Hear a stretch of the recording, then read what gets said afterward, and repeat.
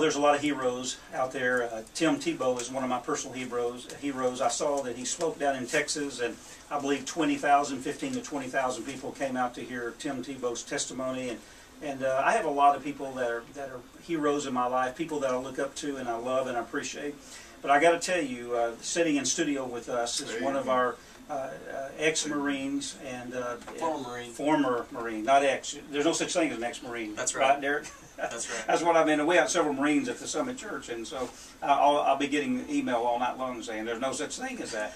But one of what I think truly is our heroes, my son Tyler is serving as a medic in Kuwait. Tonight we've been talking about him and men and women.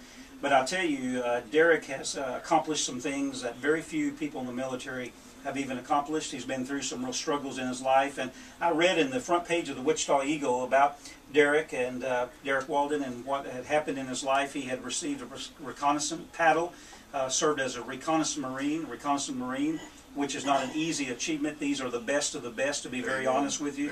These are the men that go into the hottest areas, the hottest theater. These are men that many times don't come back home because of the nature of their assignments. And he received this reconnaissance paddle that was given to him by his peers, and it was taken away from him by TSA. It's kind of a funny story in a way, and I guess it wasn't funny at the time, Derek, as you lost your paddles. You were trying to bring it back from overseas. You didn't have any trouble, but TSA took it away from you, and it was lost for a period of time, and I think it got back to the Pentagon, and somehow or another you received this paddle. And I want you to share just a little bit about who you are and where you served, and a little bit about this story about the reconnaissance paddle and how that all these years it was gone, and how I believe it's really a miracle that you got a call one day and it's here in the studio with us. And tell us the significance of that. Welcome, Derek. Sure, Terry. Thanks for having me.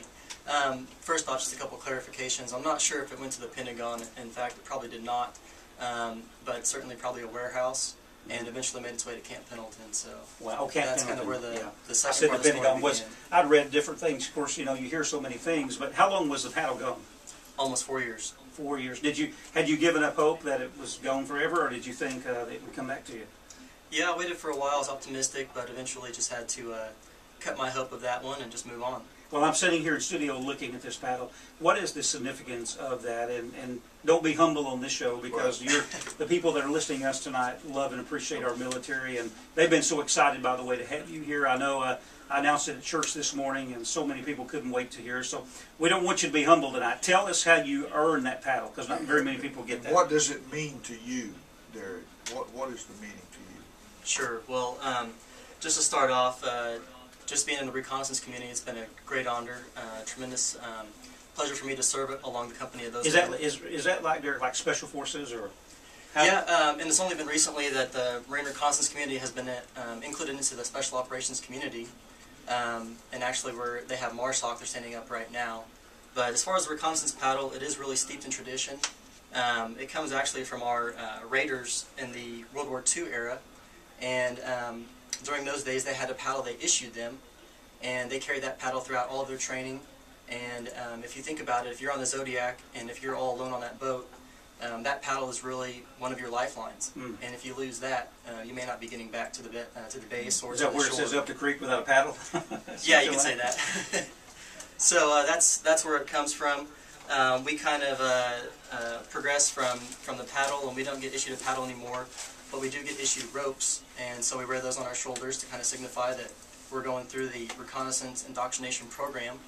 And at the end of your tour of duty, if you're stationed with a particular unit and your men feel that you are deserving of a paddle, they'll make one for you.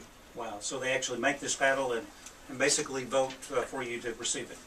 Yes, yeah, and it's done in secret, a bit clandestine in their approach about how they do it, and then about the day before you leave, they present it to you. And wow, it's pretty big. Yeah. Well, I tell you, we're just so thrilled to have you and talk about the paddle and the miracle. And I really believe it was a miracle that you were able to get this back all the way to Wichita, Kansas. Was it Seattle where you lost it?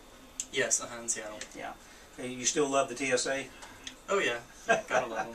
Well, you gotta love them. That's right. Well, they have a tough job. There's no doubt about it. And but I know that we're very fortunate to have it back. When we come back, I'm going to ask Derek to share what God is doing in his life, and seeing some of your best friends literally their lives lost in front of you, and I'm going to ask him to be honest and to be open tonight, and you're going to be blessed by what he has to say. You're listening to Pastors Joe Wright and Terry Fox and the staff of Answering the Call, and we'll be right back with Derek. We're here tonight with Derek, and he's a Marine, and he served as a reconnaissance soldier for us on behalf of the United States of America, and he went into some very troubled places. And you know, Pat, I just feel honored to be sitting here next to Derek, and even this paddle. I was telling the staff at break.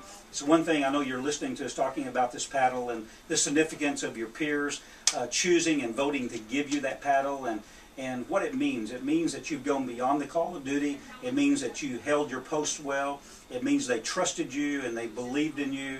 And it's just awesome to be in studio with Derek and with what I really believe is one of our heroes. And there's so many men and women that are serving. Their families, you know, Pat, pay a great price. And you know, when Tyler left the last time as a family, and you know, Derek, sometimes we don't think about the impact it is on families. When I saw Tyler, I knew it could be the very last time I'd see him again. Yeah, that's right. And it was very emotional. They left about 3 o'clock in the morning, and I'm sure your family went through all this. We were all out there getting ready to see them on the airplane, and those goodbyes are something else, you know. You find yourself saying goodbye 3 or 4 times rather than just once, and I tell you, it's tough, and I really believe it's kind of like being a pastor. It's a calling to go and to leave your family.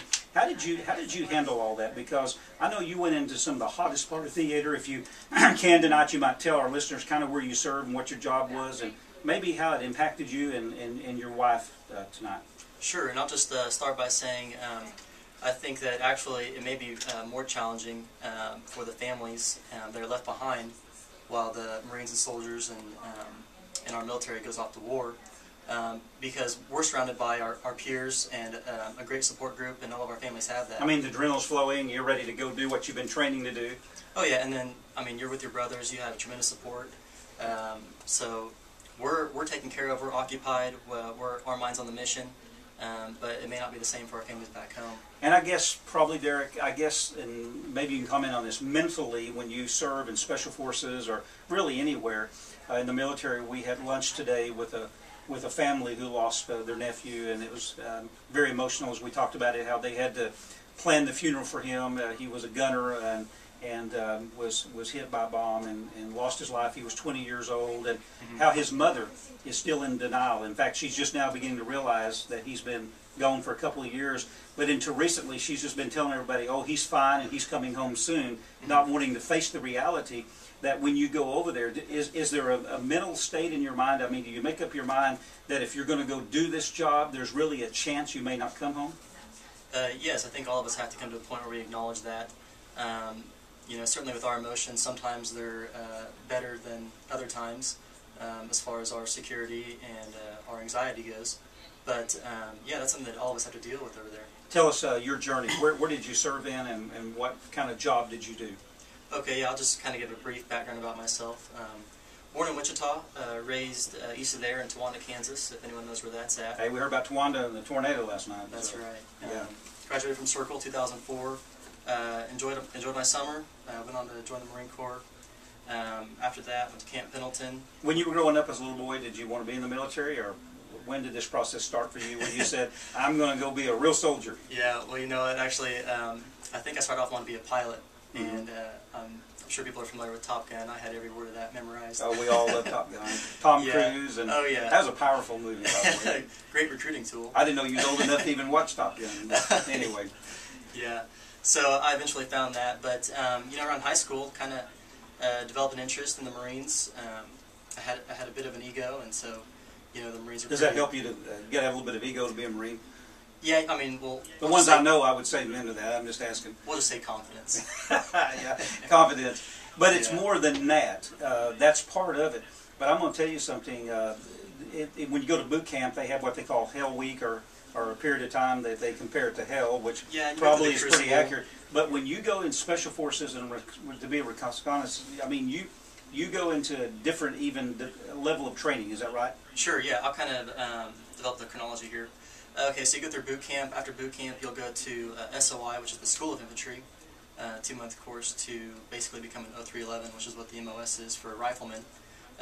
So you go through that school, and then while I was in infantry school, they had the opportunity to try out for the reconnaissance teams, and so we had to try out and eventually passed that. Went on to Camp Margarita and Camp Pendleton, and for about 4 or 5 months, my only job was to work out 3 times a day, to study every day, and that was really a great part of my life. Yeah. But, you miss some of those days. Oh yeah, getting paid to work out was great, but certainly re-challenged later. So, in other words, when you talk about workout, and I mean, we're joking about it, but they're serious about it. I mean, and I don't mind. I don't want you to be humble here. It really, when you get to this level, you're not in the ranks of average any longer. You become really the best of the best. Yeah, well, and one thing that the recon teams pride themselves on is long-range recon and surveillance, being able to basically go in the brush with a huge ruck, 100-pound plus, be able to trek through the forest, jungle, and that's really our job, is to be the eyes and ears of the Marine Corps, to provide that forward observation for the guys on the ground. When you're on mission or an assignment as Special Forces, a lot of times you're not with a large group, are you? Sometimes you're sent in by yourself, and you really don't have air support. I'm sure there's times when it was very lonely out there. Once you share maybe a particular mission you were on, and maybe one of those times when it really was